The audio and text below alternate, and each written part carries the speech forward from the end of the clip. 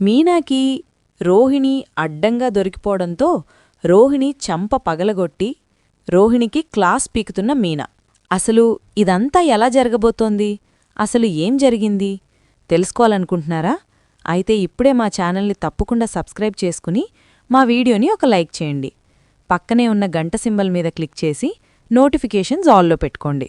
అప్పుడే మేం చేసే వీడియోలు మీకు రోజూ వస్తాయి. ఇక బాలు అయితే మీనాకి చెప్పేసి ట్రిప్పుకైతే వెళ్తాడు. ఇక నైట్ అంతా ట్రిప్పుకెళ్ళి వచ్చేసరికి చాలా నీసమైపోతాడు. అది చూసిన మీనా అయితే, ఏంటండి ఇంతలా కష్టపడాలా? నైట్ ట్రిప్స్ వదిలేసుకోవచ్చు కదా, మార్నింగ్ తిరగొచ్చు కదా, చూడండి నిద్రలేక కళ్ళెలా అయిపోయినయా అని ఇక మీనా అంటుంటే, పర్లేదు మీనా, మరిప్పుడు మనం కష్టపడితేనే కదా డబ్బులొచ్చేది. ఇదిగో నైటంతా ట్రిప్పుకెళ్తే 2000 వచ్చాయి. ఆ 2000 ఎవరిస్తారు చెప్పు మనకి? ఆ 2000 ఆ హుండీలో వెయ్యి అని చెప్పేసి ఇక బాబీ చెప్పేసరికి, వేస్తాను ఇల్లనే హుండీ గదా, వేస్తానని చెప్పేసి ఇంక బాక్స్లో వేస్తుంది మీనా. అయినా కాదండి, కట్టుకుందామండి, ఇప్పుడు కంగారేముంది, పైనిల్లే గదా, ఏముంది కంగారు అని మీనా అంటంటే, నిజం చెప్పు మీనా, నీకు కంగార్లేదు, నేనింతలా కష్టపడుతున్నాననే గదా నువ్వు కంగారేముంది అనే వాటంటున్నావు, లేకపోతే ఆ మాట అంటావా చెప్పు అని బాలు అడుగుతాడు. అది నిజమేలేండి, నాకు పైన రూము ఎంత ఫాస్ట్గా అయిపోతే అంత బావుంది. కాకపోతే మీరింతలా కష్టపడ్డో నాకు నచ్చలేదండి. నేనేమో అంతలా ఏం కష్టపడట్లేదు, మీరేమో ఇంత కష్టపడి డబ్బులు తీసుకొస్తున్నారు, నాకేమో చాలా బాధగా ఉందండి అని మీరా అంటుంది. ఎందుకు మీనా బాధ?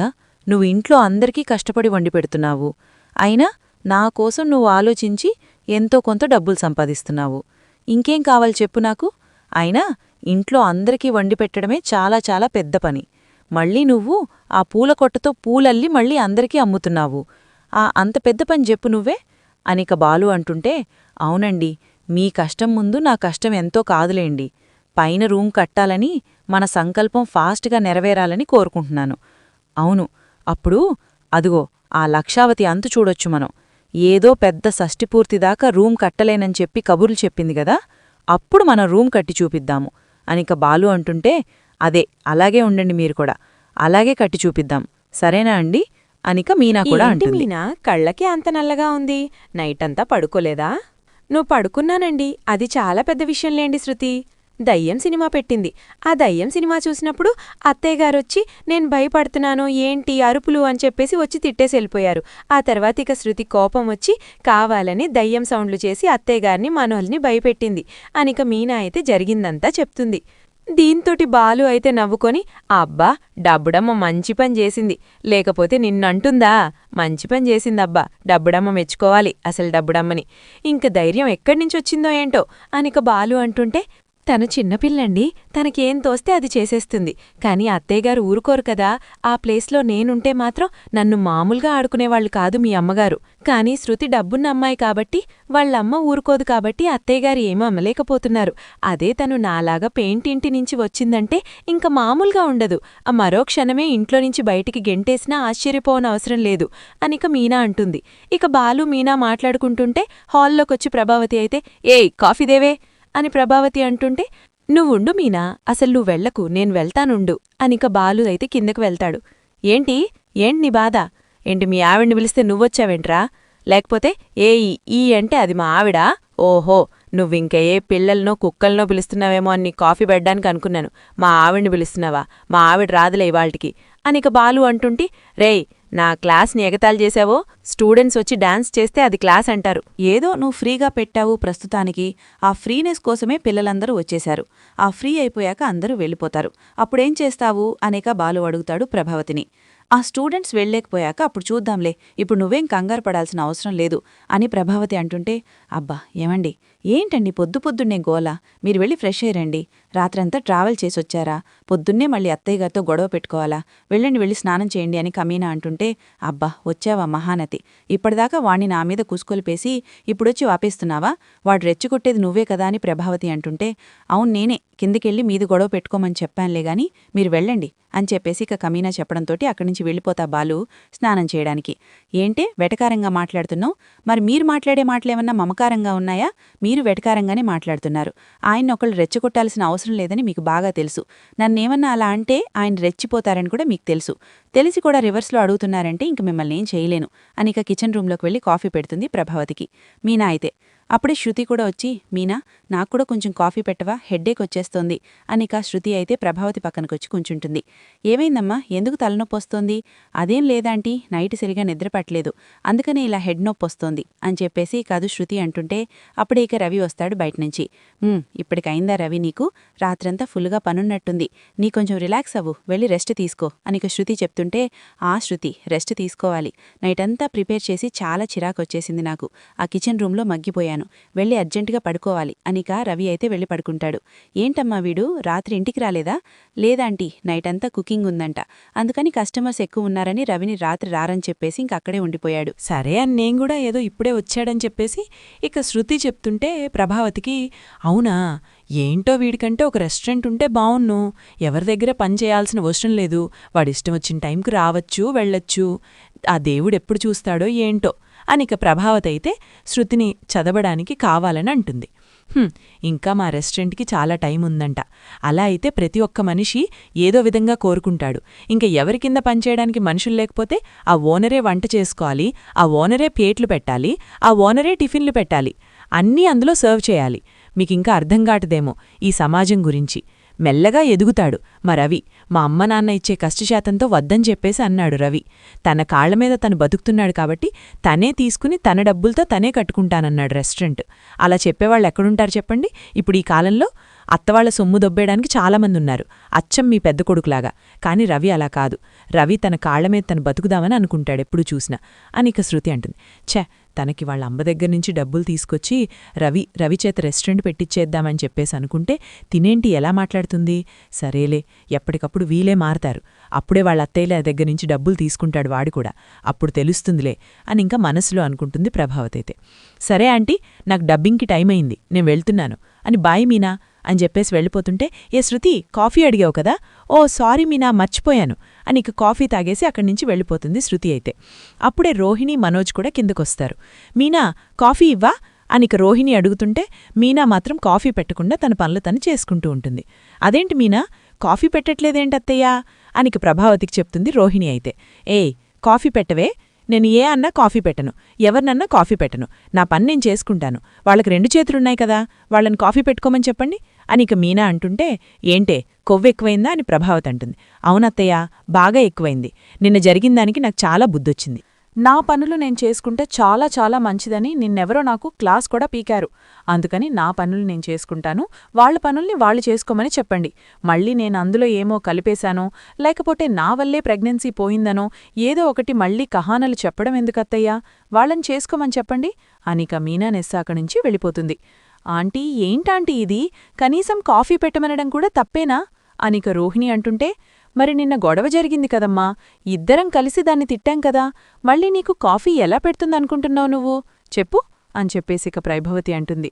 అవును, అది నిజమే, సరేలే, తను పెట్టకపోతే నేనే పెట్టుకుంటాను అనింక కిచెన్ రూంలోకి వెళ్ళి కాఫీ పెట్టుకుంటుంది రోహిణి.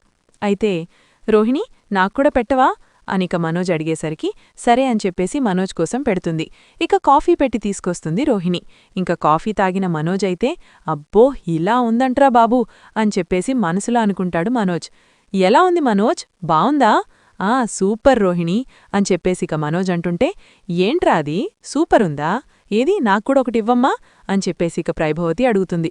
ఇక ప్రభావతి కొంచెం తాగి, బాబూ ఇదేంటి ఇంతలా ఉంది, ఇంత చేదుగా ఉందేంటి అనిక ప్రభావతి అంటుంటే, అవునా, చేదుగా ఉందా ఆంటీ, బావుందనుకున్నానే తను కూడా తాగి చూస్తుంది. అబ్బా, చేదుగానే ఉంది, నిజమే, ఏ మనోజ్, మరి బావుందంటావే, మరి బాగలేదంటే నువ్వు ఫీలవుతావని చెప్పలేదు రోహిణి అనిక మనోజ్ అంటుంటే సిగ్గుపడిపోతూ ఉంటుంది రోహిణి. చాల్లేరా, నా ముందు మీ ఎదవ సరసాలు చూడలేకపోతున్నాను, కాని బావుందంటే బావుందని చెప్పాలి, బాలేదంటే బాలేదని చెప్పాలి, కాని ఇలా బాలేని దాన్ని బావుంది కదా ఎలా చెప్తావురా, రేపట్నుంచి రోహిణి కూడా అలాగే పెట్టి నీకిస్తే రోజు తాగుతావా చెప్పు నువ్వు అనిక ప్రైభవతి అంటుంటే, సరేనమ్మా, ఆ కొటేషన్ నాకే కాదు నీక్కూడా వర్తిస్తది. మీనా వంట బావున్నప్పుడు బావుందని చెప్పు, బాలేనప్పుడు బాలేదని చెప్పు, అంతేగాని రెండూ చెప్పకుండా ఎప్పుడు తిట్టుకుంటూ ఉంటావు కదా నువ్వు అని చెప్పేసి ఇక మనోజ్ అంటుంటే, ఏంట్రా ఇప్పుడు నువ్వు దానికి సపోర్ట్ చేస్తున్నావా? లేదమ్మా, నువ్వు చెప్పిన మాటకి నేను రివర్స్లో ఇంకో మాట చెప్తున్నాను అంతే నీకు అని మనోజ్ అంటాడు. ఏదో చెయ్యండి అనిక రూంలోకి వెళ్ళిపోతుంది ప్రైభవతి. అయితే రోహిణి ఇక రూంలోకి వెళ్తుంది, తనకు ఫోన్ వస్తుందని. ఇక మీనా కూడా పైకి వెళ్ళిపోవడంతోటి రోహిణి అయితే ఫోన్లో మాట్లాడుతుండగా మీనా అయితే అక్కడ్నించి వింటూ ఉంటుంది. చెప్పు బంగారం. అమ్మా, నువ్వు ఖచ్చితంగా వాళ్ళు రావాలమ్మా. ప్లీజ్ అమ్మా, నీకు చింటూ ఫోన్ చేస్తుంటే, రేయ్ మొన్నే కదరా వచ్చాను నీ బర్త్డేకి. అవునమ్మా, ఇవాళ పేరెంట్స్ టీచర్ మీటింగుంది. నిన్ను రమ్మని పిలిచారు. నాకు అమ్ముందని స్కూల్లో అందరికీ చెప్పేశాను. అందుకని నిన్ను రమ్మని ఫోర్స్ చేస్తున్నారు. ఈసారి ఎప్పుడు ఎవరూ రారు కదా, నాకోసం అమ్మమ్మ మాత్రమే వచ్చేది. ఈసారి నువ్వు కూడా వస్తావని స్కూల్లో అందరికీ చెప్పేశాను. అందుకని ఖచ్చితంగా నువ్వు రావాలమ్మా అనిక చింటూ అంటుంటే, ఇప్పుడు నా పొజిషన్ ఏం బాలేదురా, నువ్వు నన్ను అడగకుండా ఎందుకలా స్కూల్లో చెప్పేశావు చెప్పు అనిక రోహిణి అడుగుతుంటే, అదేంటమ్మా, నువ్వే కదా నా అమ్మవి, అలా చెప్పుకోవడం కూడా తప్పేనా చింటూ అంటుంటే, సర్లే నువ్వేం బాధపడకు, నేనొస్తానివాళ సరేనా, నేనొచ్చి పేరెంట్స్ టీచర్ మీటింగ్లో కలుస్తాను సరేనా అనిక రోహిణి చెప్పేసరికి, ఏంటి పేరెంట్స్ టీచర్ మీటింగ్కి తినెందుకు కలుస్తుంది, అయినా బంగం బంగం అని పిలుస్తుందంటే ఇంకొకళ్ళెవరైనా ఉన్నారా, లేకపోతే ఎవరన్నా ముందు బేబీయా అని చెప్పేసి ఇక రోహిణి గురించి మీనా అయితే మనసులో అనుకుంటూ ఉంటుంది. చచ్చా, ఇవన్నీ నాకెందుకు, అయినా మొన్ననే కదా నాకు శివాట్లు పడ్డాయి, మళ్ళీ ఇతని గురించెళ్తే మళ్ళీ నాకే పడతాయి అని చెప్పేసి ఇక మనసులో అనుకుని అక్కడ్నుంచి వెళ్ళిపోతుంది మీనా. ఇక రోహిణి అయితే నీట్గా డీసెంట్గా రెడీ అయి కిందకొస్తుంది. ఇక రోహిణిని చూసిన మీనా అయితే, ఏంటి ఇందాకటిదాకా ఈ డ్రెస్లో లేదు, ఇప్పుడు డ్రెస్ మార్చింది అంటే ఎవరైనా ఉన్నారంటావా, తినక లవర్ గాని పిల్లలు కాని ఎవరైనా ఉన్నారా, నాకర్థం కావట్లేదు అనిక మీనా అయితే రోహిణితో పాటి ఫాలో అవుతూ వెళ్తుంది వెనకాతలే. ఏంటిది, రోహిణి పార్లర్కి వెళ్లకుండా ఎక్కడికి వెళ్తుంది, క్లయింట్స్ ఇంటికి వెళ్తుందనుకుంటే ఈ పక్కన కదా మొత్తం అన్ని ఊర్లో ఉండేది, వేరే ఊరు వెళ్తుందా ఏంటి తిను, అసలు ఎంత దూరం వచ్చింది, ఎక్కడికి వెళ్తుంది అనిక మీనా అయితే రోహిణిని ఫాలో అవుతూ వెనకాతలే వెళ్తుంది. ఇక రోహిణి అయితే ఒక ఊర్లో ఆగి ఆటోవాడికి డబ్బులిచ్చేసి అక్కడ్నించైతే లోపలికి వెళ్తుంది రోహిణి. ఇదేంటి సుగుణమ్మగారి ఇల్లులా ఉందే, ఇక్కడికెందుకొచ్చింది రోహిణి, అయినా రోహిణికి వీళ్ళకి పెద్ద పరిచయమేం లేదు కదా, ఫోన్ చేసి మాట్లాడి ఇక్కడికి రమ్మనంత అవసరం వాళ్ళకేముంది అనిక మీనా కూడా ఆటో దిగేసి వాడు డబ్బులిచ్చేసి రోహిణిని కనుక్కోడానికి అలా వెళ్తూ చూస్తూ ఉంటుంది కిటికీలోనుంచి. ఏంటిది అని చెప్పేసి అలా చూస్తూ ఉంటే అప్పుడే ఇక చింటూ వచ్చి హగ్ చేసుకుంటాడు, అమ్మా అని. ఏంటి చింటూకి రోహిణి అమ్మనా, నేను చెప్పింది నిజమే అన్నమాట, కాని ఇంత పెద్ద కొడుకుంటాడని మాత్రం అనుకోలేదు రోహిణికి. ఎంత పెద్ద అబ్బడమాడింది రోహిణి, మళ్ళీ నామీదికి నిందవేసి తనకు ఫస్ట్ ప్రెగ్నెన్సీ వచ్చింది మనోజ్ ద్వారా అని చెప్పేసి అబద్ధాలాడింది, నన్ను నానా చివాట్లు పెట్టించింది అత్తచేత, తినిద్దరూ కలిసి తిట్టారు నన్ను, ఎలాగైనా ఈ విషయాన్ని బయటపెట్టాలి అనిక మీనా అయితే మనసులో అనుకుంటూ ఉంటుంది. చింటూ, ఎప్పుడన్నా పేరెంట్స్ టీచర్ మీటింగ్, ఇవ్వాలే కదా, వెళ్దామా అనిక రోహిణి అడుగుతుంటే, అమ్మా వెళ్దాం, బాయ్ అమ్మమ్మా అనిక వాళ్ళమ్మమ్మకి బాయ్ చెప్పేసి చింటూ మరలి రోహిణి అయితే బైక్ మీదే స్కూల్కి వెళ్తారు. ఇక రోహిణి అయితే ఫేస్కి మాస్క్ పెట్టుకుని వెళ్తుంది పేరెంట్స్ టీచర్ మీటింగ్కి.